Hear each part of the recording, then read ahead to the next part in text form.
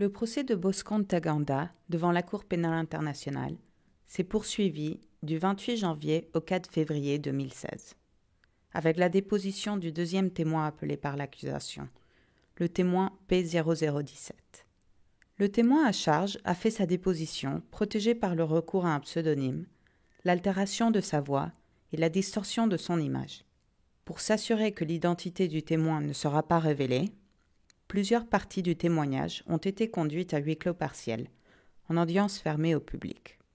Bosco Ntaganda, ancien chef adjoint de l'état-major général des Forces patriotiques pour la libération du Congo, FPLC, est accusé de 13 chefs de crimes de guerre, meurtre et tentative de meurtre, attaque contre des civils, viol, esclavage sexuel de civils, pillage, déplacement de civils, attaque contre des biens protégés, destruction des biens de l'ennemi, et le viol, esclavage sexuel, enrôlement et conscription d'enfants soldats âgés de moins de 15 ans et leur utilisation pour les faire participer activement à des hostilités, et 5 chefs de crimes contre l'humanité, meurtre et tentative de meurtre, viol, esclavage sexuel, persécution, transfert forcé de population, qui auraient été commis en Ituri, à l'est de la République démocratique du Congo, en 2002 et 2003.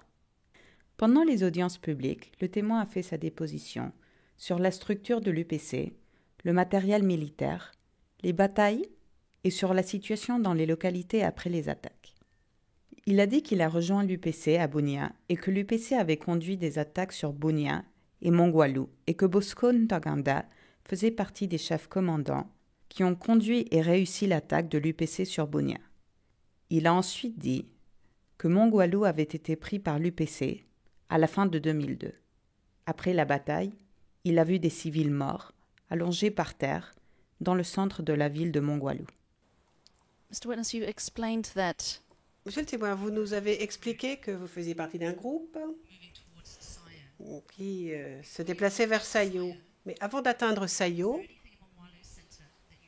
avez-vous vu quoi que ce soit au centre de Mongwalu lorsque vous étiez en route vers Sayo? Lorsqu'on se déplaçait du camp et on est allé vers le point qui était ma destination, j'ai vu qu'il y avait des corps allongés par terre au bord de la rue, au centre de Mongwalu. And could you see? Est-ce que vous pouviez voir comment ces corps étaient habillés? Étaient-ils en civil ou étaient-ils en uniforme militaire? Ils portaient des vêtements de civils. And could you see what?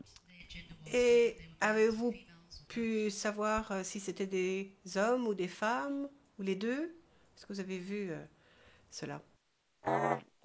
Les corps que j'ai vus dans le centre de Mongwalu étaient des hommes.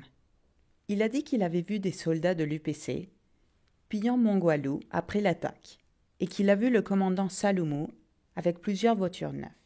Quand il s'est rendu à la maison de Bosco Ntaganda, il a vu plusieurs camionnettes à l'entrée qui n'étaient pas là à son arrivée, ainsi que du matériel médical provenant probablement de l'hôpital général de Mongwalu. Il a ensuite dit qu'il y avait des enfants parmi les troupes de l'UPC. Au cours d'un de ses discours à Kilo, Floribert Kisembo, chef de l'état-major général, encourageait des civils, notamment des enfants, à rejoindre l'UPC. Now, Mr. Witness, you explained. Monsieur le témoin, vous avez dit que lorsque le général Kisembo s'est rendu à Kilo, il a parlé aux anciens et entre autres, il a encouragé les enfants à rejoindre les rangs de l'UPC. Savez-vous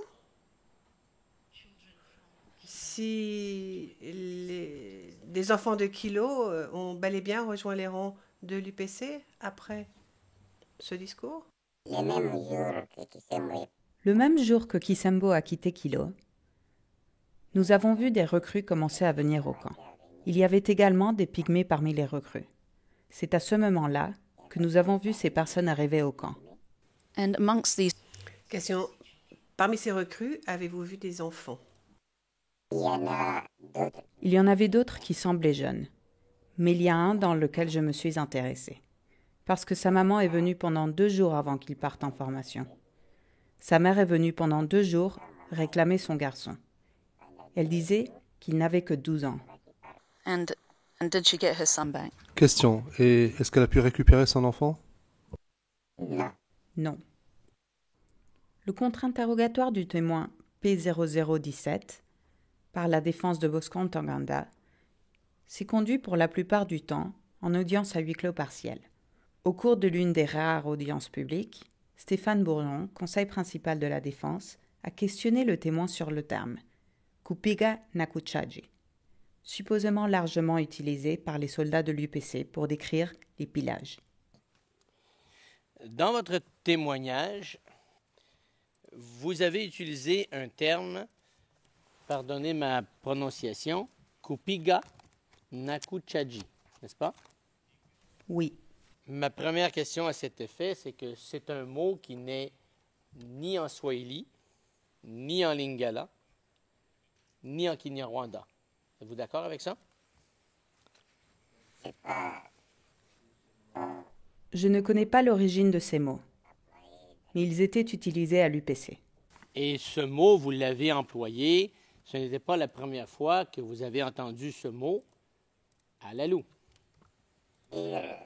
Quant à l'opération qu'on devait faire, c'était à Lalu que j'ai entendu cette expression. Ma question est la suivante. Je vous suggère que vous aviez déjà entendu ce mot avant. Ceux qui faisaient partie de l'UPC utilisaient ces mots, oui.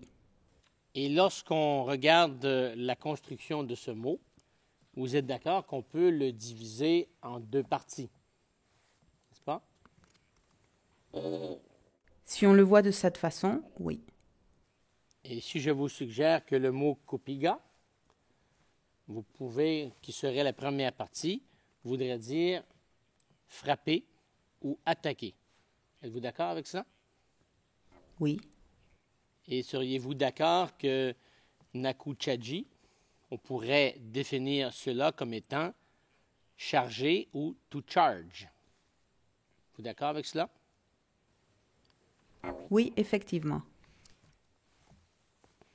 Et les deux mots mis ensemble ne font aucune référence dans les mots à du pillage, n'est-ce pas? Puisque je connais les mots et la façon dont ces mots sont utilisés, tout fait allusion au pillage. Les audiences dans l'affaire Bosco Ntaganda continueront le lundi 8 février avec la déposition du 11e témoin de l'accusation.